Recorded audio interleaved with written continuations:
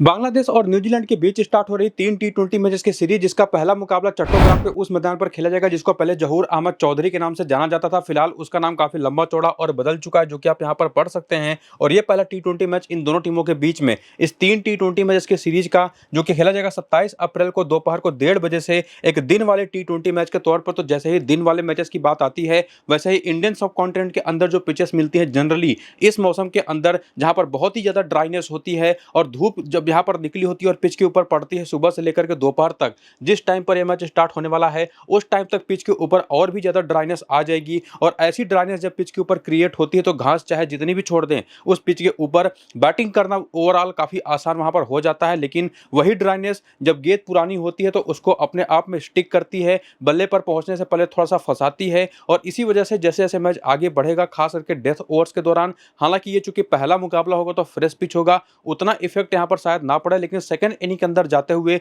वहां पर निश्चित तौर पर बैटिंग करना थोड़ा सा मुश्किल हो सकता है 1:30 वाले इस मैच के अंदर। और खास करके उस टीम के लिए जो स्पिन उतना अच्छा नहीं खेलती, चाहे वो बांग्लादेश की टीम हो चाहे वो न्यूजीलैंड की टीम हो। फिलहाल तो अगर हम इस पिच के नेचर को जानने के लिए पिछले 7 मुकाबले इस मैदान पर जो खेले गए हैं उसके स्कोर कार्ड अगर आप देखें तो 165 के जवाब में 156 का स्कोर बना, 165 के जवाब में 149 के स्कोर पर बांग्लादेश की टीम ऑल आउट हो गई। यहां पर अगर आप देखें तो 149 के जवाब में 135 का स्कोर बना। यानी कि इन तीनों ही मुकाबलों में यह देखने को मिला है कि पहले बैटिंग करने वाली टीमें जीती, जिसमें से एक तो दिन का मैच भी था, बाकी दोनों मुकाबले देखें तो रात के थे। और उसके पहले और आगे जाकर के देखें तो बाकी सारे मुकाबले भी बिल्कुल उसी तरीके के थे, यानी कि रात वाले। लेकिन रिजल्ट्स में जाकर के अगर आप देखें तो ओवरऑल इन 7 मुकाबलों में 4 बार पहले बैटिंग करने वाली टीमें जीती हैं और 3 बार बैटिंग सेकंड करने वाली टीमें जीती हैं। देखने में मामला तो काफी बराबरी का लग रहा है। स्कोर कार्ड आप देख करके कह सकते हैं कि बहुत बड़े बड़े स्कोर यहां पर नहीं बनते और 170 180 का स्कोर ही पार स्कोर होता है। इवन 160 के स्कोर को भी अगर आप बना दें यहां पर पहली इनिंग में बैटिंग करते हुए,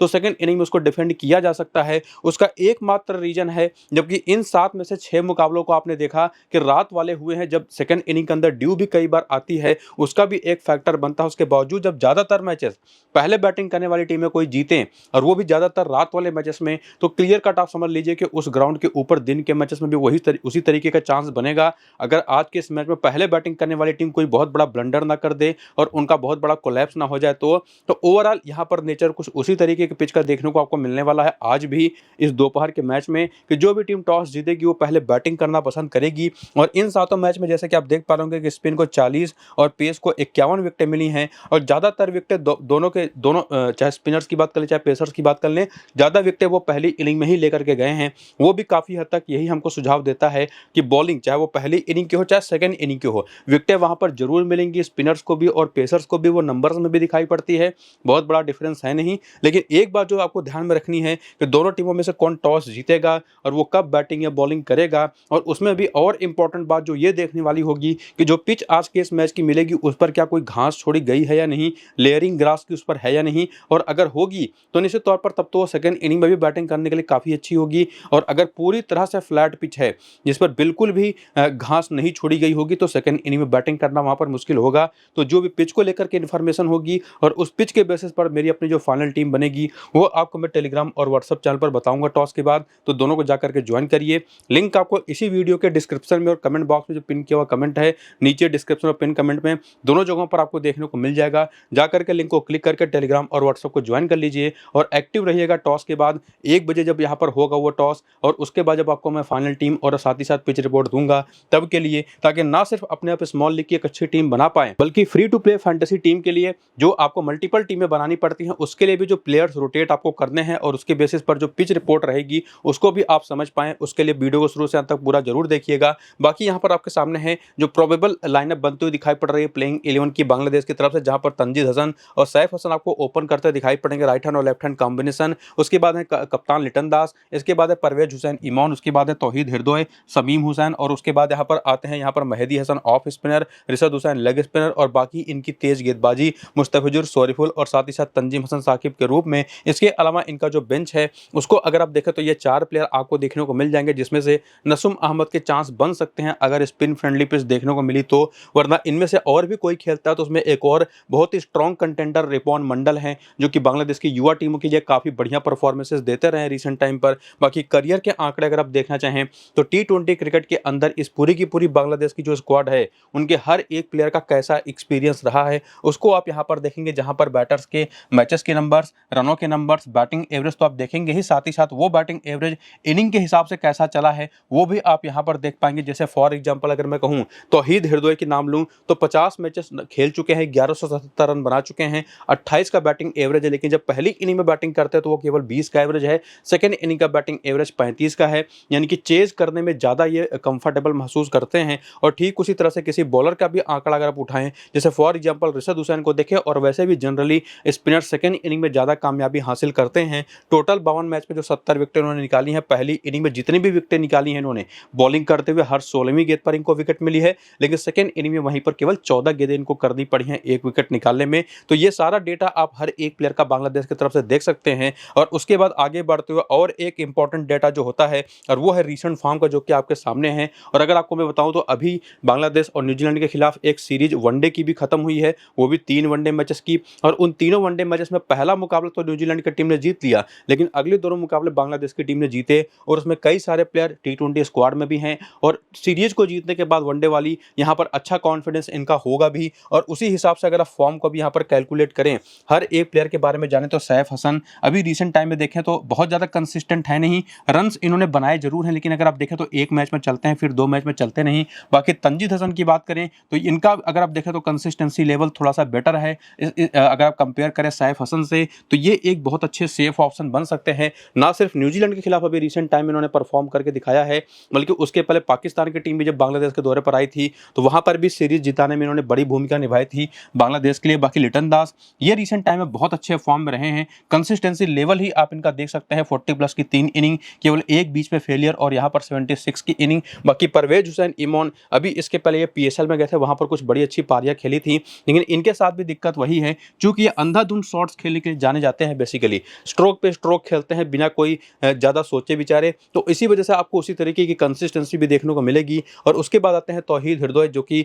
कंसिस्टेंसी के मामले में ज़्यादा बेटर हैं, ज़्यादा भरोसेमंद बैटर आप इनको मान सकते हैं। हालांकि T20 क्रिकेट में जहां पर ये बैटिंग करने आते हैं वो उतने बेहतर ऑप्शन बनते नहीं कि हम इनको स्मॉल लीग की टीम में लेके जा पाएं, लेकिन एक ट्रम्प ऑप्शन के तौर पर सेकंड इनिंग की बैटिंग होती है तो जरूर आप इनको ट्राई करिएगा। और उसके बाद यहाँ पर आते हैं समीम हुसैन, जो बैटिंग तो नीचे करेंगे ही करेंगे, कभी कभार ऑफ स्पिन बॉलिंग भी करके देते हैं, हालांकि नंबर्स कुछ खास अच्छे हैं नहीं। और उसके बाद आते हैं मेहदी हसन जैसे ऑफ स्पिनर, रिशद हुसैन जैसे लेग स्पिनर, और ये दोनों मैं जरूर अपनी टीम में ट्राई करना चाहूंगा, चाहे पहली इनिंग की बैटिंग हो चाहे सेकंड इनिंग की बैटिंग हो। और खास करके तब जब न्यूजीलैंड की जो टीम सामने है उसमें ठीक ठाक राइट हैंडर्स तो हैं ही, लेफ्ट हैंडर्स की भी अच्छी खासी संख्या है, तो मेहदी हसन का एक अच्छा बैटल बनेगा। बाकी तेज गेंदबाजी जो इनकी रही अभी वनडे सीरीज में, शरीफुल इस्लाम ने भी जबरदस्त बॉलिंग करी, मुस्तफिजुर रहमान ने भी शानदार बॉलिंग करी, जो कि आप आंकड़ों में यहाँ पर देख ही सकते हैं। और बाकी तंजीम हसन साकिब एक ऐसे right hand medium fast bowler जो कि एक आइडियल सिचुएशन क्रिएट करते हैं ऐसी ड्राई पिचेस पर अपनी स्लोअर वन से। इनके पास पेस तो अच्छी खासी है 140 के अराउंड की, और उसके बाद स्लोअर वंस भी काफ़ी अच्छी करते हैं, तो ये भी एक काफ़ी अच्छे पर्सपेक्टिव के तौर पर निकल करके आते हैं। तो ओवरऑल अगर आप पूरी की पूरी इस टीम को देखें तो बैटिंग में तो उतनी संभावनाएं नहीं हैं, लेकिन बॉलिंग में वो काफ़ी बढ़िया संभावनाएं दिखाई पड़ते हैं, जिसमें मेहदी हसन भी बैटिंग कर लेते हैं, रिशद हुसैन भी बैटिंग कर लेते हैं, इवन तंजीम हसन साकिब भी बैटिंग कर लेते हैं। और ये जो कुल मिलाकर के 5 बॉलर्स और ऊपर से 2 बैटर्स बेस्ट ऑप्शन निकल करके आ रहे हैं रिसेंट के परफॉर्मेंसेस को देखते हुए और कंसिस्टेंसी को समझते हुए। और इवन जो बेंच पर जो ऑप्शन हैं उनके भी नंबर आप जरूर देख लीजिएगा। इसी को थोड़ा सा और आगे बढ़ाएं और अपने डेटा को देखते हुए क्लैरिटी निकालने की कोशिश करें कि एक्चुअली कितने प्लेयर लेकर के जाने चाहिए हमको। तो उसके लिए हम आएंगे हेड टू हेड में। तो न्यूजीलैंड के खिलाफ तो दोनों ओपनर्स इनके कभी T20 क्रिकेट खेले नहीं, लेकिन लिटन दास का बैटिंग एवरेज बहुत पुअर है, केवल 15 का। और वहीं पर परवेज हुसैन इमोन भी खेले नहीं है, इवन तौहीद हृदय खेले जरूर है 2 मैच में, लेकिन चले नहीं। नंबर्स देखेंगे तो समीम हुसैन के भी बहुत ही खराब हैं, लेकिन बॉलिंग में मेहदी हसन ने अच्छा काम किया 10 मैच में 13 विकेटों के साथ, और जनरली सेकंड इनिंग की बॉलिंग में ज़्यादा बेहतर कर पाए हैं, जो कि आप वहां पर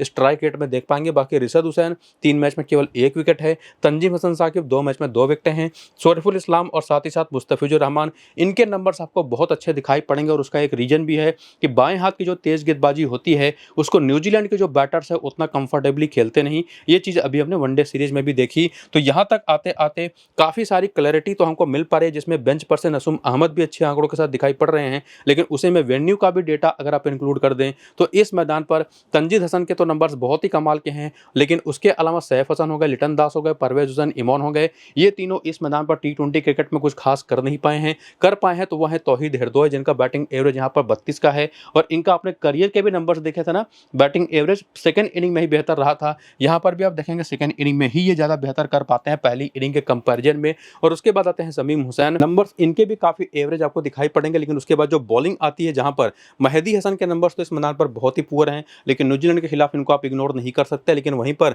रिशद हुसैन बढ़िया बॉलिंग कर पाए हैं, तंजीम हसन साकिब अच्छी बॉलिंग करते रहे यहाँ पर, और बाकी दोनों बाएं हाथ के तेज गेंदबाजों के नंबर्स भी एक्सपीरियंस के बेसिस पर आप कह सकते हैं कि एवरेज जरूर है, लेकिन अच्छे खासे मैचेस यहाँ पर खेल चुके हैं। और बाकी बेंच पर से रिपॉन मंडल भी यहाँ पर एक अच्छे पर्सपेक्टिव के तौर पर दिखाई पड़ रहे हैं। लेकिन जो भी पॉसिबिलिटीज हमारी प्लेइंग 11 बन गई कि आज के इस मैच की दिखाई पड़ रही है, उसके हिसाब से अब मेरा अपना जो कंक्लूजन बन पा रहा है उसमें तंजीद हसन और साथ ही साथ यहाँ पर बॉलिंग में मेहदी हसन, और उसके अलावा ये दोनों तेज गेंदबाज जो बाएं हाथ के हैं, इनको लेकर के तो कोई भी डाउट यहाँ पर बचता है नहीं, सीधे ये हमारी टीम में आएंगे बिना किसी क्वेश्चन के। लेकिन उसके अलावा जो आपके पास ऑप्शन है जैसे तंजीम हसन साकिब, रिशद हुसैन, ये हमको देख करके तय करना पड़ेगा कि जो पिच आज के इस मैच की मिल रही है वो एक्चुअली है कैसी, और बॉलिंग किस इनिंग की होने वाली है। एक्चुअली यहाँ पर अगर पहली इनिंग की बॉलिंग होती है तो तंजीम हसन साकिब को मैं प्रेफर करूंगा, सेकंड इनिंग की बॉलिंग होती है तो रिशद हुसैन को यहाँ पर मैं प्रेफर करूंगा। तो यहाँ पर बॉलिंग तो हमारी काफ़ी हद तक क्लियर हो चुकी है कि किसको कब लेकर के जाना है, और बाकी जो ऑप्शंस हैं तीनों उनको तो हर कंडीशन में हम टीम में रखेंगे। और बैटिंग में वो निश्चित तौर पर रिस्क आपके लिए काफ़ी रहेगा, जिसमें से तंजीद हसन मेरे हिसाब से सेफेस्ट ऑप्शन है, लेकिन उसके अलावा तौहीद हरदोई को आप एक ट्रम्प ऑप्शन के तौर पर ट्राई कर सकते हैं, जो कि आपको मैं ऑलरेडी बता चुका हूं कब, सेकंड इनिंग की बैटिंग में। और उसके अलावा सैफ हसन भी आपके पास है, लिटन दास भी आपके पास है, और रिसेंट टाइम के जो परफॉर्मेंसेज रही हैं उसके हिसाब से लिटन दास ज़्यादा सेफर ऑप्शन निकल करके आते हैं। हालांकि आपके पास सैफ हसन का भी नाम है, जिनके हेड टू हेड के नंबर्स तो खराब थे ही, वेन्यू के भी आंकड़े काफ़ी खराब हैं। और यहाँ पर अगर कोई ऑफ स्पिनर प्रॉपर ना होता, खास करके जब शमीम हुसैन भी प्लेइंग 11 में खेलेंगे, मेहदी हसन भी प्लेइंग 11 में खेलेंगे ना, तब वहाँ पर सैफ हसन के बॉलिंग के चांसेस लगभग खत्म हो जाते हैं। और अगर ये दोनों में से कोई एक भी ड्रॉप होता है, प्लेइंग 11 में नहीं खेलता है, तब आप सैफ हसन के साथ जा सकते हैं, तब चूंकि उनकी बॉलिंग के चांसेस वहाँ पर बन जाएंगे। तो उम्मीद करूंगा बांग्लादेश की तरफ से क्लैरिटी आपको मैंने दे दी है। बाकी आप इनका भी प्लेयर बैटल देखने आए तो नंबर्स तो देखिए आपके सामने है कि किस तरीके की बॉलिंग पर ये लोग फंसते हैं। मैं सीधे सीधे अपना कंक्लूजन आपको दूं तो स्पिन बॉलिंग किसी भी तरीके की हो, चाहे वो लेफ्ट आर्म ऑर्थोडॉक्स हो, चाहे वो लेग स्पिन बॉलिंग हो, और इवन ऑफ स्पिन बॉलिंग भी हो, सभी पर ये सारे के सारे जो बांग्लादेशी बैटर्स हैं फंसते ही फंसते हैं। और बाएं हाथ की तेज गेंदबाजी, ये तो पूरी की पूरी इंडियन सब कॉन्टिनेंट जो हैं वहाँ के सारे ही बैटर्स बाएं हाथ की तेज गेंदबाजी पर उतना ज़्यादा कंफर्टेबल होते हैं नहीं, जो कि आपको हर एक बैटर के नाम के आगे वही नंबर्स दिखाई पड़ेंगे जो आपको मैं ऑलरेडी बता चुका हूँ। तो वीडियो को रोक करके देख लीजिएगा स्पेसिफिक आंकड़ों के लिए। कंक्लूजन तो आपको मैं दे ही चुका हूँ, लेकिन आगे बढ़ते हुए अगर आप यहाँ पर न्यूजीलैंड की टीम के बारे में बात करें, जहाँ पर इनका प्लेइंग 11 और बैटिंग ऑर्डर जो बनता दिखाई पड़ रहा है वो आपके सामने है, जहाँ पर एक चांस यहाँ पर बन सकता है कि इस बैटिंग ऑर्डर में थोड़े बहुत चेंजेस हो सकते हैं, कि टॉम लेथम थोड़ा सा नीचे आ जाएं और आपको बेंच पर से ओपन करते दिखाई पड़ सकते हैं कटीन क्लार्क। लेकिन ये तो हमको टॉस के बाद ही पता चल पाएगा, जहाँ पर बेन लेस्टर भी बेंच पर है, नेथन स्मिथ भी हैं, मैट फिशर भी हैं। तो अच्छे खासे ऑप्शन इस टीम के पास मौजूद हैं बेंच पर भी, जिनको ये टीम ट्राई कर सकती है। लेकिन हमको टॉस का उसके लिए इंतजार करना पड़ेगा। बाकी करियर के आंकड़े जैसे आपको मैंने बांग्लादेशी प्लेयर्स के समझाए थे कि ना सिर्फ आप मैचेस की संख्या, रनों की संख्या देखिए या मैचेस की संख्या, विकेटों की संख्या देखिए,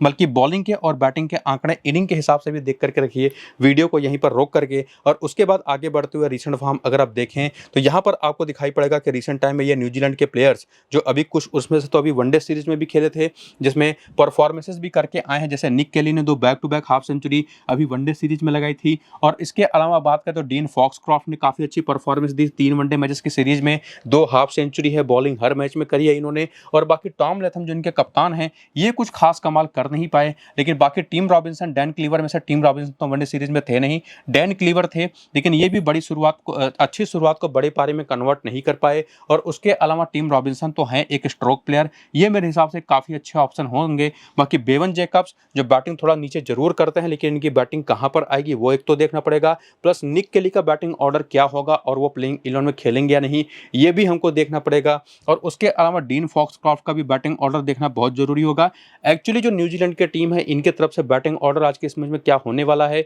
वहीं पर सारी चीज़ें हमारी तय होंगी। कि अभी ये बता पाना, फिलहाल तो जो रिसेंट टाइम में परफॉर्मेंसेस या टी20 क्रिकेट इन लोगों ने खेली है उसके हिसाब से मैंने प्लेइंग 11 आपको दे रखा है बैटिंग ऑर्डर के साथ। लेकिन जब टॉस हो जाएगा वहां से हमको क्लैरिटी मिल जाएगी, खास करके निक केली को लेकर के, और अगर बेंच पर से कटीन क्लार्क खेलते हैं इनको लेकर के, तो काफी सारी चीजें हमारी फॉर श्योर वहां पर तय हो जाएंगी कि किनको लेके जाना चाहिए या नहीं, स्पेसिफिकली जैसे मैंने आपको बताया कि निक केली के बारे में। लेकिन अभी के लिए तो टॉम लैथम हो गए, टिम रॉबिन्सन हो गए, ये दोनों तो सेफ ऑप्शंस हैं ही जिनको हम अपनी टीम में लेके जा सकते हैं, डैन क्लीवर या निक केली में से किसी एक ऑप्शन को अपनी टीम में रखते हुए। और उसके अलावा डीन फॉक्सक्रॉफ्ट भी मेरे हिसाब से बहुत ही सेफ रहेंगे, चूंकि ये बॉलिंग भी आपको करते दिखाई पड़ेंगे और साथ ही साथ अच्छी परफॉर्मेंसेस भी रिसेंट टाइम में देते रहे। और बाकी बॉलिंग में ब्लेयर टिकनर को लेकर के तो कोई डाउट आपको रखना ही नहीं है। इवन जेडन लेनॉक्स जो कि एक लेफ्ट आर्म ऑर्थोडॉक्स बॉलर है, रिसेंट टाइम में बहुत ही कमाल के फॉर्म में है। और बाकी बेन सीयर्स में से या बेन लिस्टर में से भी जो भी खेलेगा उसमें हमको ये देखना पड़ेगा कि किस इनिंग की बॉलिंग है, उसके हिसाब से हम चीजें तय कर पाएंगे। बाकी ईस्ट सोढ़ी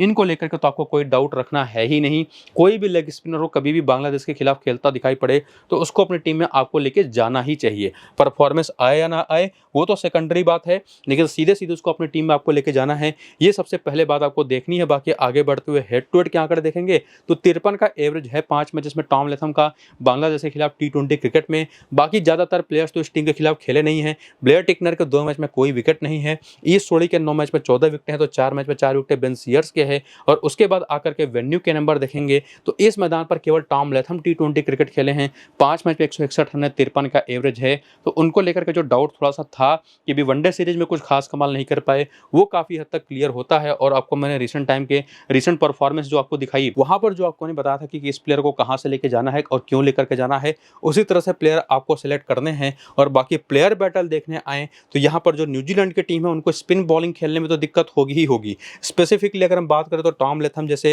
एक लेफ्ट हैंडर और 2 राइट हैंडर्स जो इनके पास टॉप ऑर्डर पर हैं, तो राइट हैंडर्स को भी ऑफ स्पिन पर दिक्कत होती है, लेफ्ट हैंडर्स को तो होगी ही। लेफ्ट आर्म ऑर्थोडॉक्स बॉलर भी यहाँ पर गेम में आएगा, लेग स्पिनर भी गेम में आएगा, और बाएं हाथ के तेज गेंदबाजी पर फंसते हैं थोड़ा बहुत टिम रॉबिन्सन, जहां पर आपको मैं शुरू में ही वीडियो के बता चुका था कि वनडे सीरीज में भी अभी हमने देखा कि सौरफुल इस्लाम और मुस्तफिजुर रहमान ने बहुत परेशान किया इस पूरी न्यूजीलैंड की बैटिंग ऑर्डर को अपनी बाएं हाथ के तेज गेंदबाजी से, जो कि आज भी होता दिखाई पड़ेगा। और बाकी चाहे निक केली को देख लें चाहे बेवन जैकब्स को, आपको वही सारे नंबर दिखाई पड़ेंगे कि ऑफ स्पिन, लेग स्पिन और बाएं हाथ के तेज गेंदबाजी वो बहुत ही ज्यादा यूजफुल होगी इस टीम के खिलाफ। बाकी ओवरऑल जैसा वनडे सीरीज हमने देखा जहां पर बांग्लादेश की टीम ने डोमिनेट किया आखिरी 2 वनडे मैचेस में और जीत करके सीरीज को भी जीता, और इस टी20 सीरीज में भी जबकि न्यूजीलैंड की टीम के पास उतना एक्सपीरियंस है नहीं, लेकिन स्टिल हालांकि चूंकि बांग्लादेश का अपना होम ग्राउंड है तो टॉस पर काफी सारी चीजें डिपेंड करेंगी और बांग्लादेश की टीम ही फेवरेट आज के इस मैच में होगी। जिसमें एक सबसे इंपॉर्टेंट बात जो हमको देखनी पड़ेगी वो ये कि जो पिच मिलेगी उस पर घास है या नहीं, तो वो आपको अपडेट में टेलीग्राम और व्हाट्सएप पर कर ही दूंगा,